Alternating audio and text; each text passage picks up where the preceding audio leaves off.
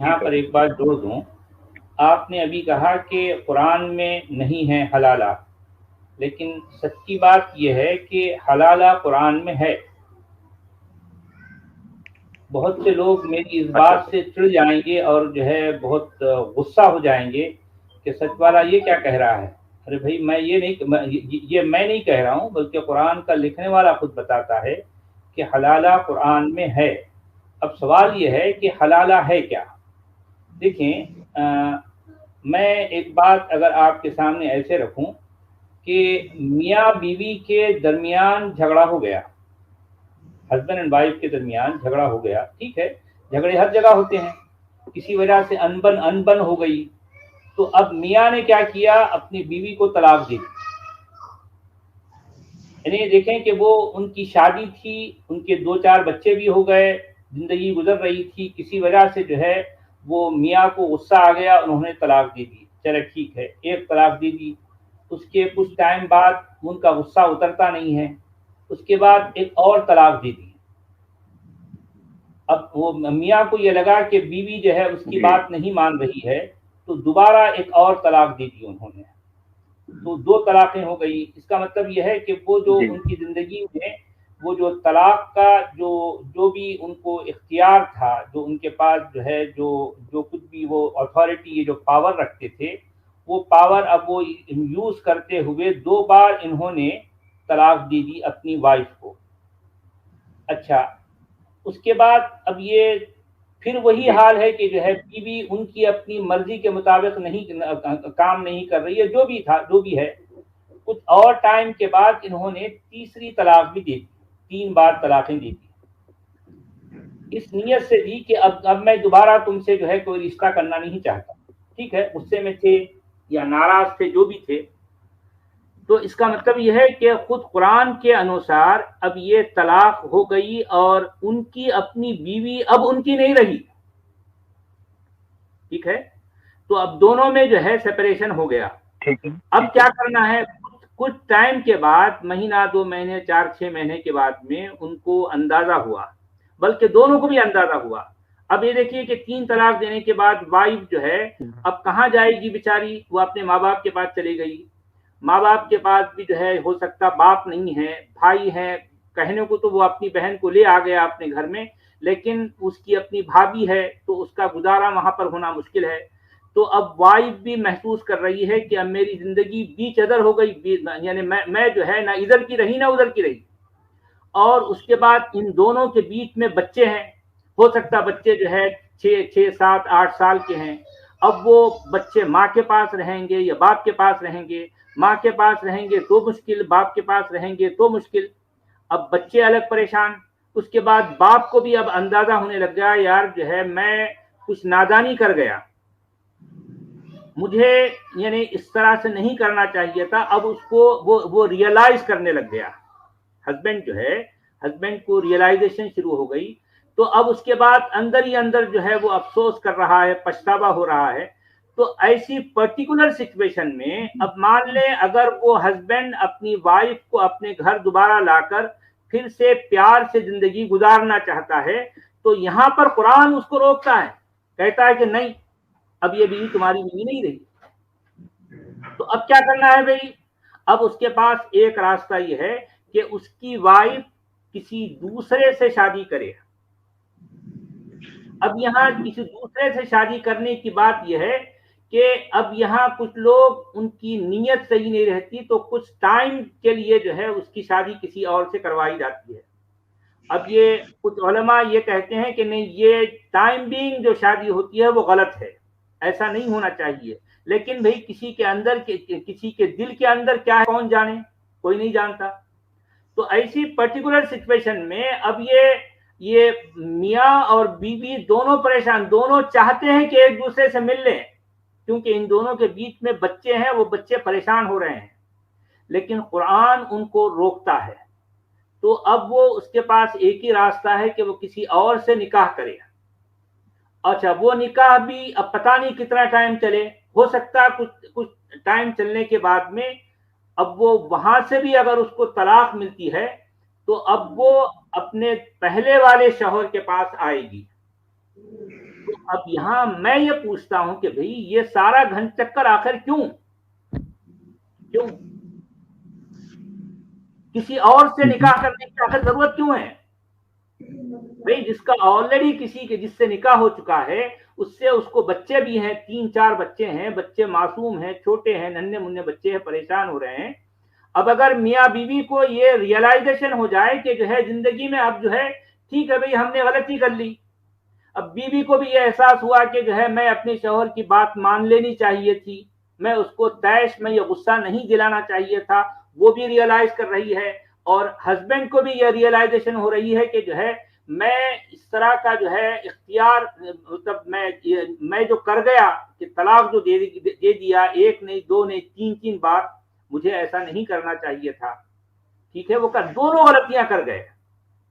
اب سوال یہ ہے کہ دونوں غلطیاں کر گئے، دونوں کو بھی ریئلائزیشن ہو رہی ہے، دونوں کے اپنے بچے ہیں، بچے پریشان ہو رہے ہیں. تو ایسی پرٹیکولر سچویشن میں اب میاں بیوی اگر دوبارہ سے اچھی بھلی زندگی گزارنا چاہتے ہیں تو اس میں رکاوٹ آخر کیوں؟ یہ عربی کتاب جس کا نام قرآن ہے، یہاں پر اچھے بھلے انسانوں کی زندگی میں درار ڈال کر یہ ایک جو ہے شریف عورت کو کسی اور سے نکاح کرنے پر مجبور کیا جاتا ہے. قرآن کا لکھنے والا یہ بتاتا ہے کہ جب تک یہ عورت کسی اور سے نکاح نہ کر لے اور وہ شوہر اس کو چھوڑ نہ دے تو اس وقت تک یہ اپنے پہلے والے شوہر کے پاس نہیں آ سکتی. سوچئے بھئی آخر عورت کا قصور کیا ہے؟ اگر عورت کا قصور ہے بھی تو عورت اور مرد دونوں کا ایکول قصور ہے نا. اگر یہ سزا ہے، نکاح دوسرا نکاح اگر سزا ہے تو یہ سزا دونوں کو ایکولی ملنی چاہیے، صرف یہ عورت کو کیوں مل رہی ہے؟ یہ ہے میرا سوال. اچھا اس پہ ایک واقعہ سناؤں؟ جی. یہ الہ آباد کا واقعہ ہے. ایک ہمارے دوست ہیں بلال بھائی، وہ لگ بھگ 1 فٹ داڑھی والے ایمان والے ہوا کرتے تھے. تو ایک بار وہ دیکھتے ہیں کہ ان کا ایک دوست بہت مایوس بیٹھا ہے، تو جا کے پوچھتے ہیں کیا مسئلہ ہے. تو وہ بولتا ہے کہ بھائی میرے فادر نے میری ماں کو جب ہم لوگ پیدا بھی نہیں ہوئے تھے تب طلاق دے دیے تھے، اور پھر بنا حلالہ کے ہی وہ ساتھ میں رہنے لگ گئے بعد میں. پھر بعد میں ہم لوگ بھی پیدا ہوتے ہیں. اب آج کی ڈیٹ میں کیا ہو رہا ہے کہ میری اور میرے بھائی بہنوں کی شادیاں نہیں ہو رہی ہیں. اچھا. ہاں، کیونکہ انہیں حرام کی اولاد بولا جا رہا ہے. ہاں، اب اس کا جواب ڈھونڈنے کے لیے بلال بھائی جب سوچے لاؤ اچھا حدیثوں میں اس کا توڑ نکالتا ہوں، ڈھونڈنے نکلے تو پتہ چلا داڑھی واڑی سب صاف ہو گئی ڈھونڈتے ڈھونڈتے. ہاں صحیح ہے. لیکن اب دیکھو نا ان کے دوست کا بیچارے کا حال. میں یہی تو کہہ رہا ہوں کہ یہ طلاق کا جو معاملہ ہے یہ اصل میں ایسے موقع پر ہونا ہے کہ بھئی اور واقعی ان دونوں میں نباہ نہیں ہو رہا ہے اور یہ دونوں سوچ سمجھ کر یہ قدم اٹھانا چاہتے ہیں کہ پھر اب دوبارہ کبھی نہیں ملیں گے، اور انہوں نے اپنا اور اپنے جو بھی حالات ہیں اس کا جائزہ لے کر اگر وہ یعنی سمجھداری سے یہ فیصلہ کرتے ہیں کہ ہم دونوں اب زندگی نہیں گزار سکتے، تو ایسی صورت میں تو چلو ٹھیک ہے، ایک راستہ کھلا رہنا چاہیے کہ جس طرح یہ دونوں مرد اور عورت ایک بندھن میں بندھے تھے اور پھر اپنی ہی مرضی سے میوچول انڈرسٹینڈنگ سے اگر یہ دونوں اپنے آپ کو ایک دوسرے سے علیحدہ کرتے ہیں، سپریٹ کر لیتے ہیں، تو ٹھیک ہے، اس سے میں انکار نہیں کر رہا، یہ تو ہونا چاہیے. لیکن اسپیشلی قرآن یا اسلام میں طلاق کا جو کانسیپٹ ہے، اور پھر ہوتا کیا ہے کہ ایک مسلم مرد عام طور پر جذبات میں یا طیش میں یا غصے میں آ کر طلاق دے دیتا ہے. اس کو لگتا ہے کہ اس کی وائف ہو سکتا ہے کھانے میں تھوڑا نمک زیادہ ڈال گئی، یا دال زیادہ جو ہے پتلی ہو گئی، یا دال کو اس نے زیادہ ٹھیک سے بگھارا نہیں، تو میں اتنی چھوٹی چھوٹی بات پر بھی جو ہے وہ طلاق دے دیتا ہے. یہ سارے مسئلے ہیں کیونکہ خود قرآن نے بھی طلاق کا سارا اختیار مرد کو دیا ہے، عورت کو تو کہیں کوئی اختیار ہے نہیں. اچھا یہاں منافق یہ اور جگہ بولیں گے جو حدیث قرآن سے ٹکرائے گی سائڈ کر دیں گے، قرآن کو لیں گے. طلاق والے جیسے اور کوئی معاملہ پھنستا ہے، اور کوئی معاملہ پھنستا ہے تو بولیں گے ہم اگر کوئی حدیث قرآن سے ٹکراتی ہے تو اس حدیث کو ہم سائڈ میں پھینک دیں گے، قرآن کو مانیں گے صرف. لیکن یہاں طلاق والے معاملے میں حدیث تھوڑی صحیح ثابت ہوتی ہے تو یہاں یہ آیت کو ہی پھینک دیتے ہیں. حدیثوں میں دکھانے لگ جائیں گے دیکھو بعد میں عمر نے بند کروا دیا تھا، یہ ہے وہ ہے. اب دیکھیں کہ اگر آج کی اسٹریم میں اگر یہاں کوئی مومنین ہیں تو وہ اب میں نے جو کچھ کہا اس پر ان کو بڑا جو ہے اعتراض ہوگا، وہ ناراض ہو جائیں گے مجھ سے اور مجھ سے بحث کرنے لگ جائیں گے. حالانکہ میں نے اپنی طرف سے کچھ نہیں کہا، میں نے وہی کہا ہے جو قرآن کا متن کہتا ہے، قرآن کا ٹیکسٹ کہتا ہے. بچوں کو پرابلم ہوگی، بچوں کے لیے مان لیجیے دونوں میاں بیوی بڑے پڑے ہو رہے ہیں تو سر مان لیجیے اگر اگلی شادی ہوئی ہے نا، حلالہ والی شادی ہو گئی، نکاح ہو گیا اور اگلے ہسبینڈ نے اس کو 5-6 سال تک طلاق نہیں دیا، تب بھی بچوں کا تو نقصان. ان 5 سال تک ان بچوں کے اوپر کوئی دھیان نہیں دینے والا ہے، ماں الگ پریشان ہے، باپ الگ پریشان ہے، بچے الگ پریشان ہو. یہ تو دونوں طرف سے ہی فیل کانسیپٹ. یعنی یہ کانسیپٹ ہے ہی اتنا بے ڈھنگا، اتنا بے تکا کہ آپ جس طرح سے اس کو دیکھیں گے یہاں پر جو ہے معاملہ یوں سمجھیے کہ قرآن کا لکھنے والا یا اسلام کو گھڑنے والا یہ میاں بیوی کے اتنے اہم معاملے میں اس نے ٹھیک سے فیصلہ ہی نہیں کر پایا کہ جو ہے یہ میاں بیوی کا معاملہ آخر کیسے حل کیا جائے. اتنا جو ہے کمزور اور اتنا بودا جو ہے یہ سارا قانون ہے، طلاق کا قانون. بالکل بالکل. اور سمجھیے کہ مان لیجیے میں ہوں، میں اپنے اوپر لیتا ہوں یہ بات، میں ہوں اور میری بیوی سے میری لڑائی ہو گئی اور کچھ دن کے بعد میں یہ بات مطلب ریئلائز کر رہا ہوں کہ میں نے غلط کیا، تو میرا ریئلائزیشن میں پچھتا رہا ہوں، میں کتنا پچھتا رہا ہوں اس کا اندازہ قرآن کو کیسے ہے. قرآن یہ کون ہوتا ہے فیصلہ کرنے میں پچھتا رہا ہوں، میرے اندر کتنے ریئلائزیشن. اگر میں سچ میں پچھتا رہا ہوں تو پھر اس کا ریزلٹ میں اپنے حساب سے جانتا ہوں، میں اپنی بیوی کو واپس لے آؤں گا. لیکن اگر میں پچھتا بھی لوں، جو بھی کرنا میں کر لوں، لیکن اگر اس کتاب کو فالو کروں گا تب تو پھر میرا کچھ نہیں ہونے والا، مجھے تو اس پروسیس سے گزرنا ہی پڑے گا. اچھا سر یہ تو ٹھیک ہے، میں ایک اور کوشچن پوچھا، چھوٹا سا کوشچن ہے میرا کہ جو عورتیں ہیں مسلمان عورتیں ہیں، وہ اپنے بچوں کو اگر قرآن بچہ اگر کل کو بولے کہ ممی مجھے قرآن سمجھائیے، تو اس میں اتنی زیادہ ایڈلٹ باتیں ہیں اور یہ سارا سیکس اورینٹڈ، یہ بہت ہی زیادہ سیکس اورینٹڈ کتاب ہے. اس کو کوئی ماں اپنے بچے کو بتائے گی بھی تو میں سوچ ہی نہیں سکتا سر اس کو یہ ایکسپلین اگر کوئی بچہ کروانا چاہے اپنی ممی پاپا سے تو کیسے اس کے ممی پاپا اس چیز کو اچھے سے سمجھا پائیں گے. نہیں سمجھائیں گے، اور وہ یہ سمجھتے ہیں کہ جو ہے چونکہ اللہ نے یہ سب کچھ لکھا ہے، جو بھی ہے اللہ نے کیا ہے تو اللہ نے لکھا ہے تو صحیح لکھا ہے.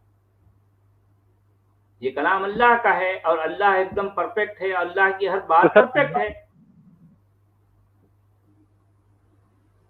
اب جس طرح سے آپ نے دیکھا پہلے تو مجھے اللہ سے یہی مطلب لوگوں سے پوچھنا ہے کہ اللہ عورت ہے آدمی ہے؟ اللہ تو مرد ہے، اللہ جو ہے مرد ہے. ظاہر بات ہے یہ کتاب بھی یہ دین بھی جو ہے مردوں کے فیور میں ہے نا، مردوں کے فیور میں ہے، مردوں کی بات کرتا ہے. رائٹ. اب اصل میں کہ دیکھیں کہ یہاں پر آ کر مجھے کہیں کہیں جو ہے ڈاؤٹ ہونے لگتا ہے کہ کوئی اور نہ صحیح لیکن مسلم مہیلا یقیناً جو ہے ناقص العقل ہوتی ہے. قرآن میں یہ بات آتی ہے کہ ان کی گواہی آدھی ہوگی یا اس طرح کی اور جو معاملات ہیں. تو اوورال جو ہے اسلام میں جو کانسیپٹ پایا جاتا ہے کہ عورت جو ہے کم عقل ہوتی ہے یا آدھی عقل والی ہوتی ہے، تو میں یہ کہہ سکتا ہوں کہ مسلم مہیلا یقیناً جو ہے آدھی عقل والی ہوتی ہے کہ بھئی اس کے سامنے اتنی کھلی باتیں سامنے آ رہی ہیں، وہ خود دیکھ رہی ہے، لیکن اس کے باوجود چونکہ اس کی عقل آدھی ہے اس لیے وہ نہ تو سمجھنا چاہتی ہے نہ کسی چیز کو قبول کرنا چاہتی ہے. کیا کیا جائے؟ ارے ساحل بھائی کے چینل پہ ایک سیدہ فاطمہ جی آئی ہیں، بالکل ان کی ویڈیو پر لوگ دیکھ لیں تو میرے خیال سے مانسک بیماری کا شکار ہو سکتے ہیں. اور اگر وہ 4-5 بار آ گئی تو ہو سکتا ہے کہ کئی لوگ پاگل خانے میں بھرتی ہو جائیں.